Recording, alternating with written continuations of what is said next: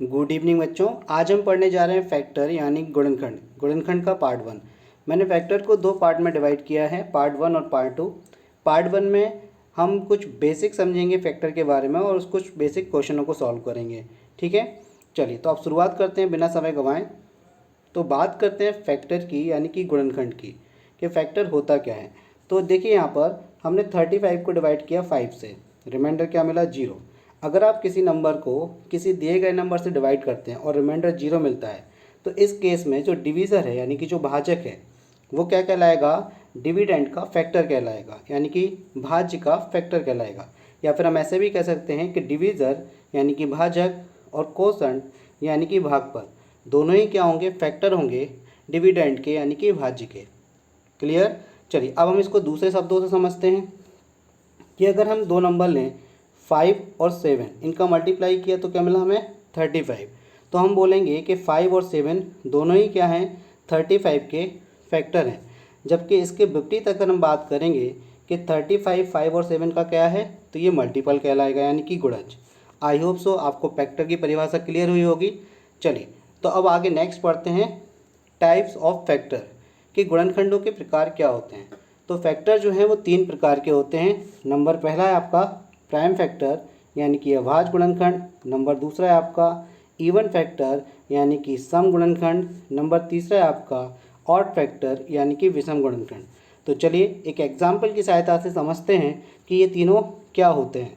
तो जैसे हमने 42 को डिवाइड किया 6 से, 7 टाइम डिवाइड हुआ, रिमाइंडर आपको देखिए 0 मिला। तो 6 जो है वो फैक्टर है किसका, 42 का। 6 फैक्टर है 42 का। सेम 7 भी क्या होगा, फैक्टर होगा 42 का। लेकिन आप यहाँ पर देखिए 6 फैक्टर होने के अलावा एक इवन नंबर भी है, इसलिए हम 6 को 42 का इवन फैक्टर बोलेंगे। इसी के साथ साथ 7 देखिए एक ऑड नंबर भी है और साथ में 42 का फैक्टर भी है, तो ये क्या कहलाएगा, इसका ऑड फैक्टर कहलाएगा। और हम जानते हैं कि 7 एक प्राइम नंबर भी होता है। जिन बच्चों को नहीं पता है कि प्राइम नंबर क्या होता है तो बता दें, वो नंबर जो 1 से और केवल स्वयं से डिवाइड होते हैं वो नंबर क्या कहलाते हैं, प्राइम नंबर कहलाते हैं। तो 7 प्राइम नंबर की कैटेगरी में आता है, तो 7 क्या हुआ, प्राइम फैक्टर हुआ। तो हम कह सकते हैं कि 7 दो तरीके से वर्क कर रहा है। एक तो ये ऑड फैक्टर भी है 42 का और साथ में ये प्राइम फैक्टर भी है 42 का। आई होप सो आपको इवन फैक्टर, ऑड फैक्टर और प्राइम फैक्टर समझ में आया होगा। तो चलिए अब नेक्स्ट पढ़ते हैं नंबर ऑफ़ फैक्टर क्या होते हैं, यानी कि गुणनखंडों की संख्या क्या होती है। अब हम यहाँ पर 4 प्रकार से नंबर ऑफ़ फैक्टर निकालेंगे। नंबर 1 हम निकालेंगे नंबर ऑफ़ प्राइम फैक्टर यानी कि अभाज्य गुणनखंडों की संख्या। नंबर दूसरा हम निकालेंगे नंबर ऑफ़ इवन फैक्टर यानी कि सम गुणनखंडों की संख्या। नंबर तीसरा हम निकालेंगे नंबर ऑफ़ ऑड फैक्टर यानी कि विषम गुणनखंडों की संख्या। और नंबर 4 हम निकालेंगे टोटल नंबर ऑफ़ फैक्टर यानी कि कुल गुणनखंडों की संख्या। तो इसको हम एक एग्जाम्पल की सहायता से समझते हैं। जैसे हमने एक नंबर लिया 12, काफ़ी छोटा नंबर है। अब हम 12 को जानते हैं किन किन नंबरों से डिवाइड होता है, 1 से, 2 से, 3 से, 4 से, 6 से और 12 से। तो यहाँ पर देखिए आप ओवरऑल कितने फैक्टर निकल के आए, इसके 6 फैक्टर निकल कर आए 12 के। ठीक है, लेकिन ये जो मैनुअली निकालने का तरीका है कि आप डिवाइड कर करके देख लें कि किन किन नंबरों से डिवाइड होता है। इन 6 के अलावा कोई 7वें नंबर से 12 डिवाइड नहीं होता है, पहली चीज़ ये ध्यान रखें। तो ये मैनुअली तरीका क्या है, छोटे नंबरों पे तो आप अप्लाई कर सकते हैं, लेकिन लाइक अगर सपोज करें आपके पास 3 डिजिट का नंबर है 365, 740, 420, तो इन नंबरों पे मैनुअली निकालना काफ़ी समय ले जाएगा। तो चलिए अब हम समझते हैं कि तरीका क्या रहेगा पेपर के पॉइंट ऑफ व्यू से, कैसे हम क्वेश्चनों को ईजिली सॉल्व करेंगे। तो देखिए नंबर ऑफ फैक्टर जो होता है वो होता है based on power of prime factor. तो इसमें हमें क्या, प्राइम फैक्टर मेथड जो होती है उसका इस्तेमाल करना रहता है। तो जो 12 का एग्जाम्पल हमने समझा था उसी को हम समझते हैं प्राइम फैक्टर की सहायता से। अब आप यहाँ पर देखिए हमने प्राइम फैक्टर किए किसके, 12 के। तो सबसे छोटा प्राइम नंबर जो होता है 2, उससे हमने डिवाइड किया 12 को, 6 टाइम डिवाइड हुआ। 6 को डिवाइड किया 2 से, 3 टाइम डिवाइड हुआ। 3 से डिवाइड किया 3 को, 1 टाइम डिवाइड हुआ। तो यहाँ पर 12 की जो प्राइम फैक्टर निकल कर आया वो 2 की पावर 2 और 3 की पावर 1, यानी कि 2 भी प्राइम नंबर होता है, 3 भी प्राइम नंबर होता है। तो हमने प्राइम नंबर्स की पावर के फॉर्म में इसको लिख लिया। तो हमने क्या मेथड का नाम बताया, आपको यहाँ ध्यान रखना है, based on power of prime factor. ये जितने भी हम जो नंबर ऑफ फैक्टर निकालना सीख रहे हैं वो प्राइम फैक्टर की पावर पे ही बेस्ड है। ठीक है, तो अब देखिए, अगर हमें टोटल नंबर ऑफ फैक्टर निकालने हैं तो हम कैसे निकालेंगे, जो प्राइम नंबर की पावर है 2 उसमें 1 प्लस कर देंगे, तो 2 में 1 प्लस कर दिया।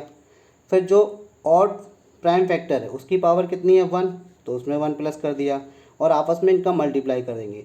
तो 2 + 1 हुआ 3, 1 + 1 हुआ 2, मल्टीप्लाई किया कितना आया 6।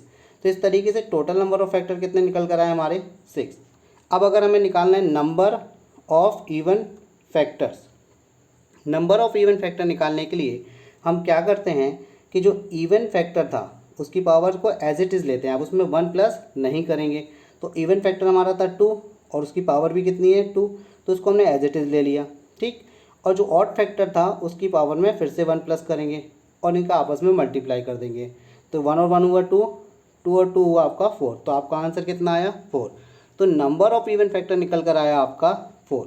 अब हमें निकालना है नंबर ऑफ ऑड फैक्टर्स, के ऑड फैक्टर्स की संख्या यानी कि विषम गुणनखंडों की संख्या क्या होगी, ठीक है ना।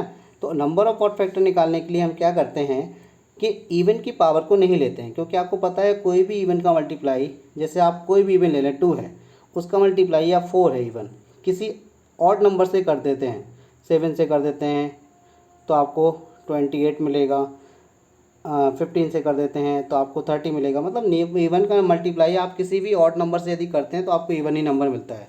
तो नंबर ऑफ ऑड फैक्टर निकालने के लिए कभी भी हमें ऑड की पावर को नहीं लेना है। तो देखिए हमने यहाँ पर नहीं लिया, बाकी सेम प्रोसेस है। आपने क्या किया, ऑड की पावर में 1 प्लस करके लिख दिया, तो कितना हो गया आपका आंसर 2। तो हमने देखा कि नंबर ऑफ ऑड फैक्टर कितना निकल कर आया 2। अब नंबर ऑफ प्राइम फैक्टर निकालने के लिए हम क्या करते हैं, जो पावर्स होती हैं उनको एज इट इज़ प्लस कर देते हैं। तो 2 + 1 कर दिया तो कितना हो गया 3। तो number of odd prime factor निकल कर आया आपका 3। आई होप सो आपको ये समझ में आया होगा कि टोटल नंबर ऑफ फैक्टर कैसे निकालते हैं, इवन नंबर ऑफ फैक्टर कैसे निकलते हैं, ऑड नंबर ऑफ फैक्टर कैसे निकलते हैं और नंबर ऑफ प्राइम फैक्टर कैसे निकलते हैं। चलिए अब इसको समझते हैं वापस से एग्जांपल पे जाके। देखिए 12 के जो फैक्टर थे ओवरऑल 6 थे। तो अब देखिए इसको समझते हैं कि क्या हमारे आंसर सही आए हैं। तो देखिए हमने देखा कि जो 12 के टोटल फैक्टर हैं वो 6 हैं, तो टोटल नंबर ऑफ फैक्टर हमारा भी 6 निकल कर आया था, आप पीछे देख सकते हैं, ठीक। अब यहाँ पर देखिए कि नंबर ऑफ़ इवन फैक्टर जो निकल कर आया, इवन नंबर फैक्टर नहीं है, नंबर ऑफ़ इवन फैक्टर जो निकल कर आया वो कितना निकल कर आया 4। तो ये देखिए 2, 4, 6 और 12, 4 ही निकल कर आया, बिल्कुल सही है। तो टोटल नंबर ऑफ़ फैक्टर और नंबर ऑफ़ इवन फैक्टर सही निकल कर आया। ऑड नंबर ऑफ़ फैक्टर की बात करें तो देखिए 1 और 3 2 ही हैं, तो ये भी सही निकल कर आया, ठीक। लेकिन नंबर ऑफ़ प्राइम फैक्टर की अगर बात करें तो कुछ बच्चों को यहाँ पर 3 दिख रहे होंगे, वो 1 को प्राइम नंबर समझ रहे होंगे, तो 1, 2 और 3 वो काउंट करके 3 समझ रहे होंगे। तो आपको बता दें कि 1 ना ही प्राइम नंबर होता है ना ही कंपोजिट नंबर होता है, ठीक है ना। तो अब आप कहोगे सर यहाँ पर तो केवल 2 और 3 दो ही प्राइम नंबर हैं। तो चलिए इसको फिर से समझते हैं।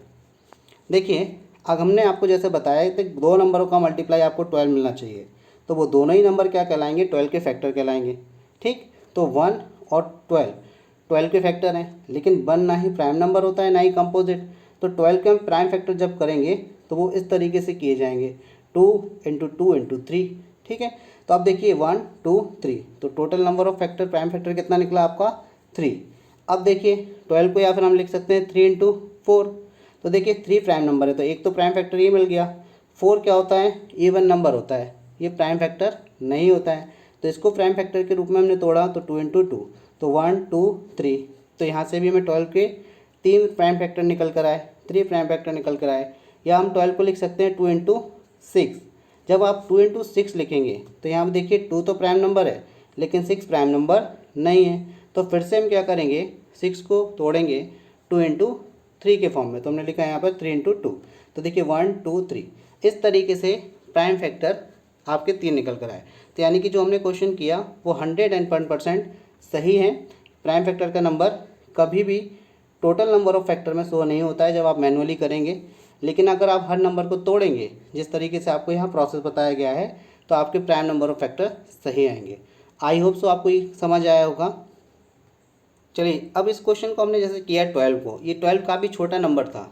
अब आपके दिमाग में डाउट जा रहा होगा सर अगर कोई बड़ा नंबर आ जाए तो हम कैसे सॉल्व करेंगे, कैसे हम total number of factor, even number of factor या number of even factors, number of odd factors और नंबर ऑफ प्राइम फैक्टर्स कैसे निकालेंगे, है ना। ठीक है, तो चलिए अब देखते हैं एक बड़ा नंबर लेके। जैसे हमने लिया 540। इसके हमने प्राइम फैक्टर किए, ये आप बेसिकली कर ही सकते हैं बहुत आसानी से। तो ये निकल कर आया 2 की पावर 2, 3 की पावर 3 और 5 की पावर 1, जैसा कि यहाँ पर दिया गया है। अब देखिए टोटल नंबर ऑफ़ फैक्टर कैसे निकालते हैं। जैसे अब कि मैंने बताया कि जो भी पावर्स है उसमें 1 प्लस करके आपको मल्टीप्लाई करना है।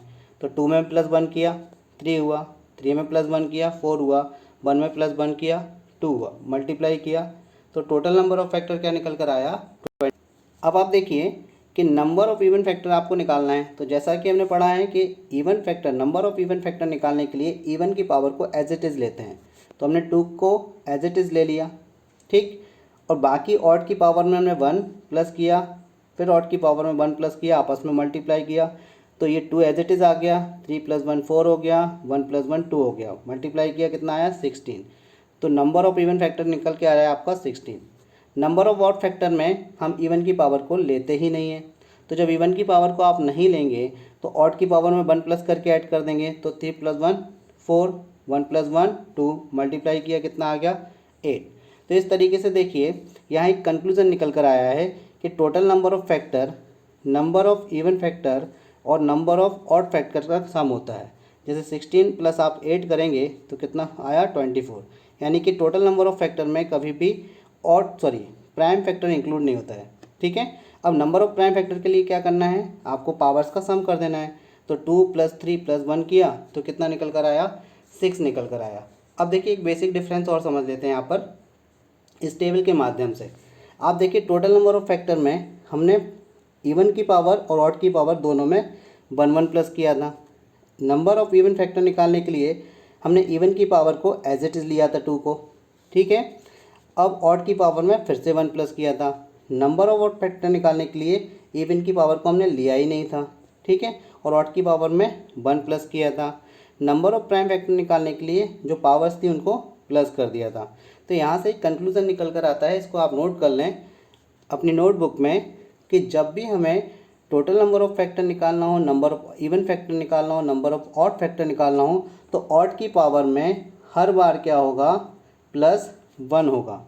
जबकि जब टोटल नंबर ऑफ़ फैक्टर निकालेंगे तो उसमें इवन में भी +1 होगा।